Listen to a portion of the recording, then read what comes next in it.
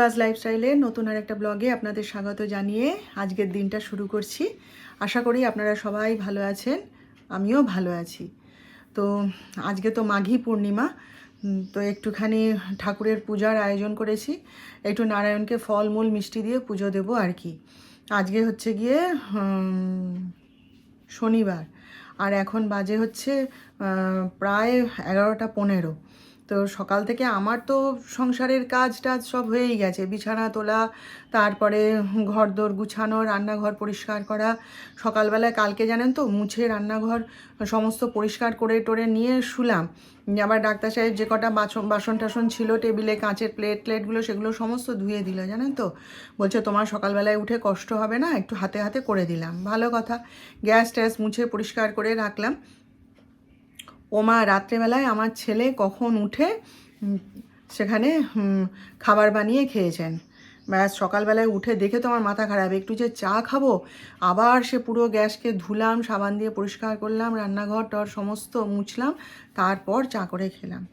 এই হচ্ছে আমার সমস্যা, বুঝলেন তো।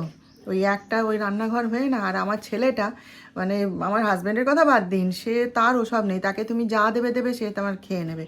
কিন্তু আমার ছেলেটা বড় বদমাস, ভীষণ বদমাস। আমি তাই বলেছি আজকে যদি তোর খেতে হয় তুই অর্ডার করে খাবার তারপরে খাবি, ওইসব যেন একদম আমার রান্নাঘরে ঢুকাবি না, আর হাতও দিবি না তুই। তো ওর বাবা হাসছে, বলে আর কি করবে, আর এত বছর বাইরে ছিল, আর ওর পিছনে আর লেগো না, মেনে নাও, যা করে করছে, তুমি একটু কষ্ট করে নাও, আর কি করবে। তো যাই হোক, সেসব কাজকর্ম হয়ে গেছে। একটুখানি চা বিস্কুট খেয়েছি, কারণ থাইরয়েডের ওষুধ, প্রেশারের ওষুধ, সেসব তো খেতে হবে, আমার তো না খেয়ে উপায় নেই। সেসব খেয়েছি, পুজোর জোগাড় করাও হয়ে গেছে। হ্যাঁ, শুধু একটু ডাক্তার সাহেবকে বলেছি বামন যে আমাদের যে ব্রাহ্মণ পুরোহিত আছেন ওকে ডাকবো না, ওর উপর আমার খুব রাগ হয়েছে। সেবারে অত করে ডাকলাম, দেখলেন তো এলো না। আমি বলি না, ওকে ডাকতে হবে না, তুমি যদি না করো আমি তাহলে নিজেই নিবেদন করে দেবো। তুমি ঘরে রয়েছো, ব্রাহ্মণ মানুষ, পৈতেধারী, সেই জন্যে বলছি যে নারায়ণ বলে কথা, একটুখানি নিবেদন করে দাও আজকের দিনটা, পূর্ণিমা আজকে বলুন, মাঘী পূর্ণিমা বলে কথা। বলছে আচ্ছা ঠিক আছে, আমি চান করে দিচ্ছি। তাই বসে আছি, চান করতে গেছে। আমার সব জোগাড় যন্তর করা হয়ে গেছে, একটু নারায়ণকে নিবেদনটা করে দিলে। গোপালকেও আজকে জলখাবারটা বলেছি তুমি দিয়ে দাও, একটুখানি দেরি হোক, আর কি করব। চান টান করিয়ে সব দিয়ে এসছি, একটু নিবেদন করে দিক, তারপর আমি খাবো। বসে আছি ওই জন্য। আর যিশু তো ভোরবেলা উঠে চেম্বারে চলে গেছে, সেখানে পেশেন্ট আছে অনেক বললো, তো ওর কাকা বলে গেল যে অনেক পেশেন্ট আছে, তো ওখানেই রয়েছে, এখনও আসেনি। তো চলুন তাহলে দেখি কখন পুজোটা করে দেয়। পাম্পটা চালিয়ে দিয়ে এসছি, জল নেই। এইসব সব কাজই করা হয়ে গেছে, পুজোটা হয়ে গেলে একটু খাবো, জলখাবার খেয়ে একটুখানি করব, রান্না বসাবো আর কি। তো চলুন, হ্যাঁ আপনারা সঙ্গে থাকুন, দেখতে থাকুন।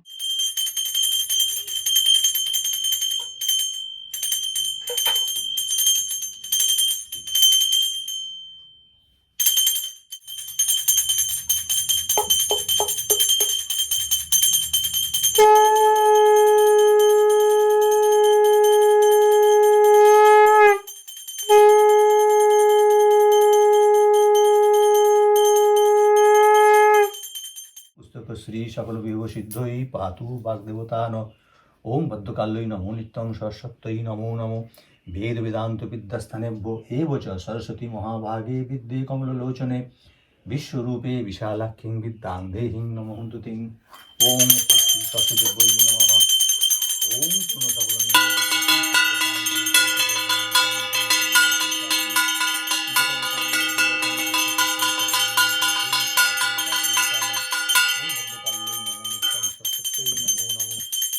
সুন্দর রোদ উঠেছে দেখুন চারিদিকে। সকালবেলায় উঠে আজকে কি ঠান্ডা ঠান্ডা লাগছে। আমি বলি এই মরেছে, ঠাকুরের চাপা টাপা সব খুলে দিলাম, আবার কি চাপা দিতে হবে নাকি, আবার কি আমরাও লেপ কম্বল বের করব। তারপরে দেখি, এখন দেখুন কি সুন্দর রোদ উঠেছে, এখন 11:15 বাজে, রোদটা উঠেছে, ভাল লাগছে। সকালবেলায় বেশ ভালো রকম ঠান্ডা লাগছিল জানেন তো। এই দেখুন, ওই শিবরাত্রি অবধি সবাই বলছে নাকি ঠান্ডাটা থাকবে। দুধটা এলো এখনই, দুধটা বসালাম। এখনও ভাত ডাল কিছুই বসাইনি, আগে দুধটা ফুটিয়ে নিই, তারপর। আজকাল দুধটা তাড়াতাড়ি এসে যায়, ওই 11:30 নাগাদ এসেছিল, দিয়ে এখানেই রাখা ছিল। গোপালের জন্য দুধ তুলে নিলাম, নিয়ে তারপরে ভাতটা বসাবো। ভাবলাম আগে দুধটাকে ফুটিয়ে নিয়ে সরিয়ে দিয়ে তারপরে ভাত ডাল করব ধীরে সুস্থে। এগুলো এই এসি এসি করে কীরকম অসুস্থ হয়ে পড়েছে জানেন। আমার ছেলের কথা তো বাদই দিন, সে তো মানে তার মানে কি বলবো, ঘেমে যাওয়াটা একটা রোগ আর কি। মানে এত ঘামে সে আপনারা কল্পনা করতে পারবেন না। সে দাঁড়িয়ে থাকে কল কল কল কল করে, তার একদম মানে মাথা বেয়ে কপাল বেয়ে জল পড়বে, গা ঘামছে, এরকম অবস্থা। তো সে তো তার ঘরে মানে হিমঘর বানিয়ে বসে থাকে ঘরটাকে। সে আমি যখন রাত্রেবেলায় রুটি করি তখন খুব গরম লাগে, তো জানলাটাও বন্ধ থাকে, এখানে এইটুকু রান্নাঘরের মধ্যে কাজ করি, তো ওর ঘরের দরজাটা একটু খুলে দিই, দিয়ে আমি রুটিগুলো ভেজে নিই।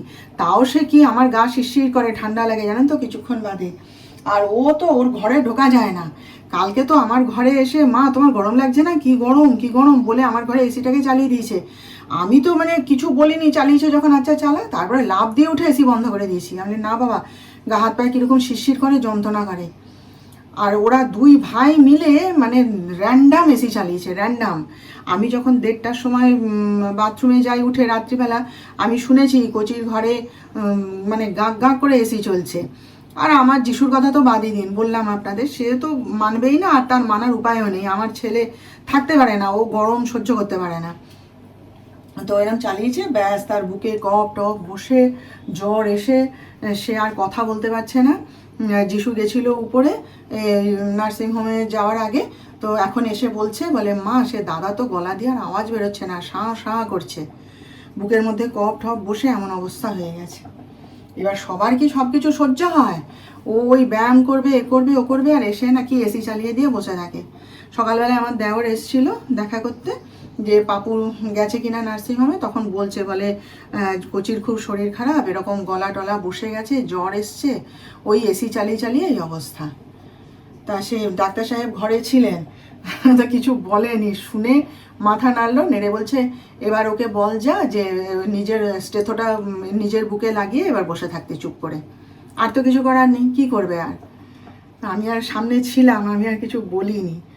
তাই যিশু আসতে বলছি, বলে আমার কথা বাদ দাও, আমি গরমে মরে যাচ্ছি। ওই যে সত্যি তো আমার সঙ্গে দাঁড়িয়ে কথা বলছে, সে কল কল কল কল করে ঘামছে, মানে ওরকম ঘাম সচরাচর দেখা যায় না। আমার ছেলের না ওই একটা রোগ আছে, কি জানি কেন, ও ছোটোর থেকেই ওই পরিমাণ ঘামেও, একটু গরম সহ্য করতে পারে না। তো যাই হোক, বাচ্চাগুলো দেখুন, সেই মানে এত ইয়ে করে কেয়ারে কেয়ারে রাখা হয়।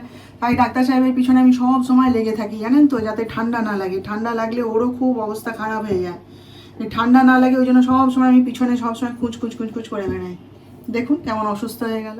এই দেখুন, এখানে হচ্ছে এই যে বেসন বড়ার লেবু দিয়ে টক, বুঝলেন তো, এই প্রথম করলাম, জানি না কেমন হয়েছে, খেয়ে দেখি তারপর আপনাদেরকে জানাবো। এটা হচ্ছে ওলকপির তরকারি, একবারে আলু ছাড়াই করে নিয়েছি। এটা হচ্ছে বিউলির ডাল, আর এই হচ্ছে আলু ভাতে। ব্যাস, নিরামিষ খাবার আর কি বানাবো বলুন, এই দিয়েই খাওয়া হয়ে যাবে। আর পাঁপড় ভাজা ঠাজা খেতে চাইলে ওরা করে দেবো তখন। গোপালকে ভোগ দিলাম, দেখুন আজকে তো পূর্ণিমা, ওই জন্য আজকে অন্ন ভোগ দেব না, ওই জন্য দুধ ফল মিষ্টি দিয়ে ওকে আজকে খেতে দিলাম। এই যে আমার গোপাল, এই যে। চলুন আজকে আমার ঠাকুরের আসনটা আপনাদের একবার ভালো করে দর্শন করিয়ে দিই। হ্যাঁ, এই যে সবাইকে আজকে মালা পরিয়ে দিয়েছি। ডাক্তার সাহেব অনেক মালা নিয়ে এসেছিলেন কালকে পূর্ণিমা বলে। এই যে, এই যে আমার মা লক্ষ্মী, এই দেখুন। আর এই যে আমাদের কালা চাঁদ, এই যে ভোলানাথ। ভাল লাগছে ঠাকুরের আসনটা আজকে, দেখুন কি সুন্দর করে সাজিয়ে দিয়েছি। আর এই যে বড় গোলাপটা, ওই যখন পুজো করছিলেন ডাক্তার সাহেব, তখন বলি তোমার কালা চাঁদের পায়ে এটা দিয়ে দাও, তুমি আজকে নিজের হাতে দাও, আমি তো রোজ দিই, তুমি আজকে দাও। ওই জন্য এই যে কানাইয়ের পায়ে দেওয়া হয়েছে এটা। দেখুন তো ভাল লাগছে আমার ঠাকুরের আসনটা আজকে, দেখুন। তো গুড আফটারনুন বন্ধুরা, এখন বাজে হচ্ছে 5:30, হ্যাঁ। তো আমার চা খাওয়া হয়ে গেছে, একটু বাগানে যাব ভাবছিলাম। তো দেখুন একটা জিনিস দেখাই, যখন আপনাদেরকে আমার ঠাকুরের আসনটা দেখাচ্ছিলাম না, তখন দেখুন সবার গলায় মালা দিয়েছিলাম, হ্যাঁ। কিন্তু হনুমানজির গলায় দেওয়ার মতন আমার কাছে মালা ছিল না। খালি ওনার দিকে তাকাচ্ছিলাম আর মনটা খুচখুচ করছিল, জানেন। এবার বলে না ঠাকুরের ইচ্ছা থাকলে উপায় হয়। দেখুন ডাক্তার সাহেব আসার পথে হঠাৎ আজকে দেখি একটা এরকম বড় জবা ফুলের মালা নিয়ে এসছে। এসে আমাকে বলছে যে তুমি কোন ঠাকুরের গলায় মালাটা দেবে গো, দিয়ে দাও। তো আমি বলি তুমি হনুমানজির গলায় পরিয়ে দাও। তো দেখুন এই যে পরিয়ে দিয়েছে, কি সুন্দর লাগছে দেখতে। দেখুন এই দেখুন সব ঠাকুরকে পরিয়ে দিয়েছি, আমার আসনটা যেন পূর্ণতা পেল। দেখছেন ভাল লাগছে না দেখতে? এবার বলুন। আমার তো খুব সুন্দর লাগছে, আমি বসে বসে চা খেতে খেতে সেটাই দেখছিলাম, জানেন তো। দেখুন কি সুন্দর লাগছে দেখতে। এখন বাজে হচ্ছে 8:30, বুঝলেন তো। একটুখানি বেরিয়েছিলাম আজকে যিশুর সঙ্গে। যিশু আজকে বাইকে করে নিয়ে গেছিলো। অনেক দিন ধরে ঘরে বসে আছি তো ভালো লাগছিল না, তো আজকে ও ঘরেও ছিল। তা ডাক্তার সাহেব তো সেই স্টোর রুম পরিষ্কার করতে নিয়েছে, কিছুতেই কথা শুনলো না, জানেন তো। বললাম একটা মজুরকে ডাকো, ডেকে তারপরে বলে না আমি করব বলে সে তার স্কুটি বের করে দিয়ে, সে স্কুটি নাকি এখন ধোয়া হবে এ হবে, আমাকে বলছে তুমি কি লাগবে আমার সাথে? আমি বলি না, বলে পালিয়ে এসেছি। তো সে দরজা বন্ধ করে দিয়েছে, সবাই তাকে বিরক্ত করছে বলে সে দরজা বন্ধ করে দিয়ে সে স্টোর রুম পরিষ্কার হচ্ছে। তো যাই হোক, ঘরেই বসেছিলাম, যিশু আজকে ঘরে ছিল। তা বললাম বাবা আমাকে একটু নিয়ে যাবি? হাঁটতে তো পারবো না, কারণ আজকে দেখলাম তো রাস্তায় গিয়ে আমি ল্যাংচাচ্ছি, লেংচে লেংচে হাঁটছি, মানে এখনও পায়ে জোর হয়নি। তা যাই হোক, বলতে তো ছেলেও রাজি হয়ে গেল। দিয়ে মা বেটায় দুজন একটুখানি আজকে গেছিলাম, জানেন। কতদিন বাদে বাড়ির বাইরে বেরোলাম বলুন তো। আমি কি ঘরে বসে থাকার মেয়ে? আমি এদিক ওদিক ছুটে দৌড়ে বেড়াই, সংসারও করি, ছুটে দৌড়েও বেড়াই। তো সেই ঘরে একবারে বসে গেছি তো। তো আজকে গেছিলাম, যিশু বাইকটাও খুব আস্তে চালিয়েছে আজকে, আস্তে আস্তে নিয়ে গেছে। তো চারিদিকে রাস্তাগুলো না, তাই আজকে বলছি, তাই আমার ছেলে হাসছে। আমি বলি বাবা দেখ চারিদিকটা যেন কেমন নতুন নতুন লাগছে। কি ভাল লাগলো, অনেক দিন বাদে বাইরে বেরোলাম তো, বাইরের হাওয়াটা গায়ে লাগলো, খুব ভাল লাগছিলো, জানেন তো।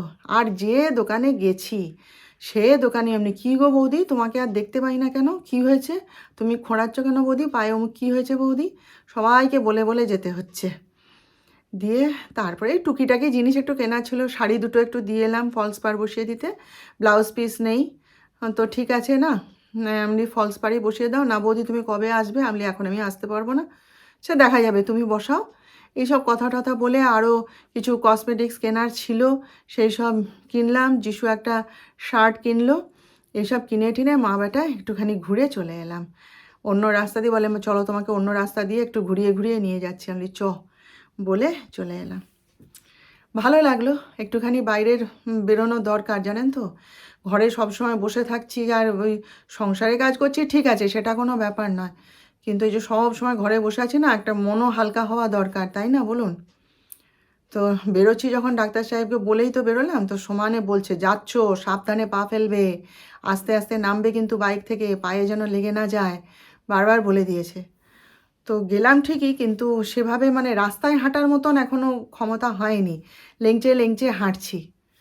তো যাই হোক, গেলাম একটু, ভালোই লাগলো বুঝলেন। চলুন এবার একটুখানি চা খাই। বন্ধুরা 10টা বেজে গেছে, এতক্ষণ সিরিয়ালটা দেখছিলাম বসে বসে একটু, জানেন। তো এবার চলুন রান্নাবান্না শুরু করি। কে কী খাবে জেনে নিয়েছি, নিয়ে এবার পটপট রান্নাটা হয়ে যাবে, আর সিরিয়ালটাও শেষ হয়ে গেল, আর কোনো অসুবিধা নেই।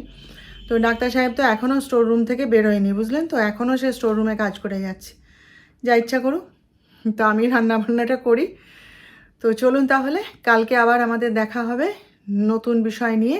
আজকের মতো এখানেই বিদায় নিলাম। আপনারা সবাই ভালো থাকবেন, আর আমার ভিডিওটা ভালো লাগলে একটা লাইক শেয়ার সাবস্ক্রাইব করতে অবশ্যই যেন ভুল না হয়।